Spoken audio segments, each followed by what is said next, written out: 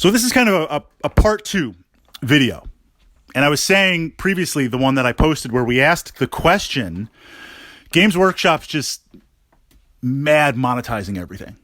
YouTube animators, bring them on the payroll, shut down everybody else, suppress everybody else. And if you want to see part 2, or if you want to see more of these videos, sign up for our streaming service for $10 a month. Okay, it's capitalism. They're a company. If I want to play in the GW sandbox, I got to use their toys. I understand that. I support that. And I understand there's a duality of you need to protect your IP and your property, and you need that cash inflow so you can keep putting out new miniatures and new models.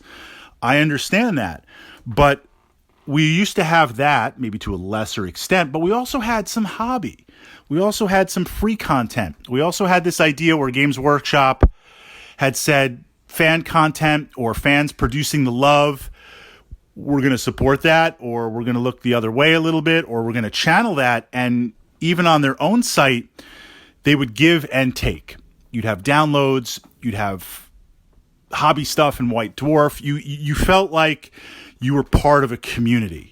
And Games Workshop was that community, while they annoyed you from time to time for jacking up prices on things. But I felt like it was tolerable, and maybe that was just me at the time. But in the past year, it feels like it's just absolutely accelerated where, just look, everything's a microtransaction. Everything's minimum $10. Monthly streaming service, monthly this, monthly that, and digital stuff, $60 for a digital book. What? And crazy. So this got me to thinking, maybe I'm just like an old long fang. I've been playing 40K too long. I am definitely not the demographic. So this leads into part 2. Back in the day, I was the target audience for Games Workshop, or I believe I was. But I ask myself now, I'm definitely not that target audience. And maybe you listening to this, you're not that target audience.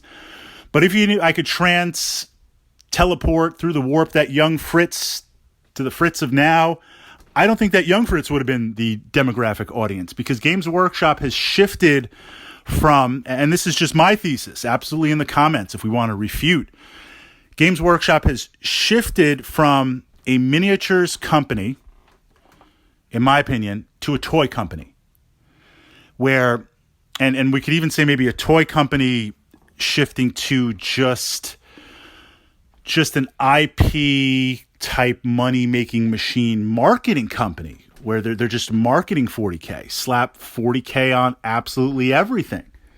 Side note, how there still isn't a really good 40K mainstream movie, but I guess that's coming with the streaming service and other things.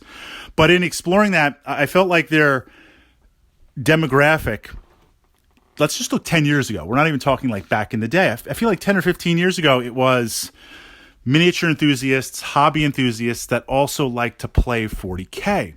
And I felt like while they charged you for stuff, the idea was they were going to support their stuff with releases and with hobby content, either under their own control or possibly supporting a fan community to get you involved. And maybe that demographic was players in their mid-20s to maybe early 30s, where you've got some money, or you're going to throw some money at it, even if you don't have money.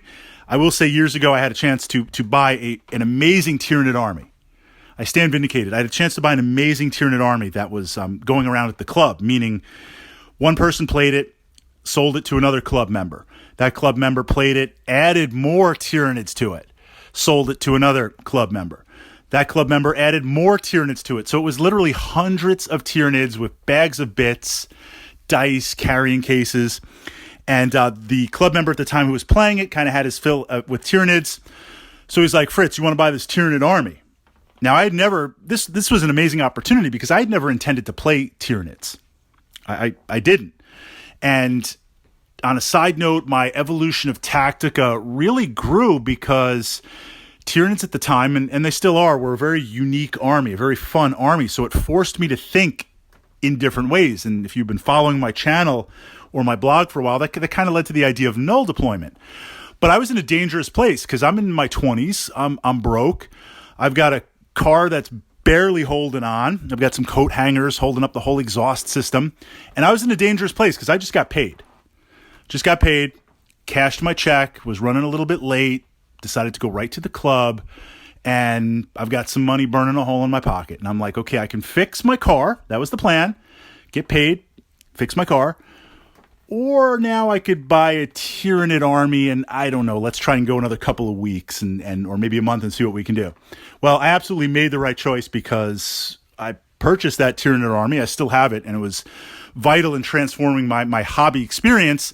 And I think it was about 3 weeks later or so, my car just completely died on a separate incident. So I would have thrown that money in the exhaust and it just would have been gone. So I'm not saying to follow my poor impulse control, but I felt like, in my 20s, I was the demographic audience where I have poor impulse control. I'm going to buy lots of miniatures. I'm going to buy lots of models. I'm going to get psyched by the hobby content. I'm going to go to the events and I'm going to play lots and lots of 40K. And of course, I'll buy the Citadel paints and the brushes and all that type of stuff. I just feel like the model and the target audience now is 13, 15 to 20, really young adults or late teenagers that they're just going to consume. They're just going to consume. They might buy some armies. They might play. If the army languishes, that's fine. They might buy a bunch of different kits rather than focusing on any one army. They're going to consume lots of digital content, lots of DLC type content, streaming content, whether they're paying for it for themselves or their parents are paying for it. It's just another stream on the monthly bill. What the heck is this $10 for? Right? Oh, GW streaming. Okay, whatever, fine. Auto pay it. And I just feel like it's shifted more towards that aspect, that group. Does Games Workshop feel that's where the money is? Where it's just, we don't need to grow the hobby. We don't need to support the IP and evolve it. We're just going to strip mine it. We're going to take the 10 pieces of the hobby and we're going to monetize every single stream and we're going to charge premium every single stream. And that's going to be the focus to pump things up. That's what I see. That's what I feel. Now, maybe just because we're evolving as we get older, as the hobby evolves, of course, we always look back and say, back in the day, my day, maybe it was greater, or maybe it was this, or maybe it was that. But I also feel that maybe I'm not entirely wrong or incorrect because it's the actions of Games Workshop that continue to take me by surprise. And it's not just smart business decisions, which I admit as new markets emerge, streaming markets, apps, DLC content. Yeah, you got to attack that. You got to move into it. Absolutely. But the way that they're doing it just seems they're a toy company. And I think at this point, I'm going to refer to Games Workshop as a toy company as opposed to a game company, as opposed to a model company. Your thoughts, feedback, comments, flames.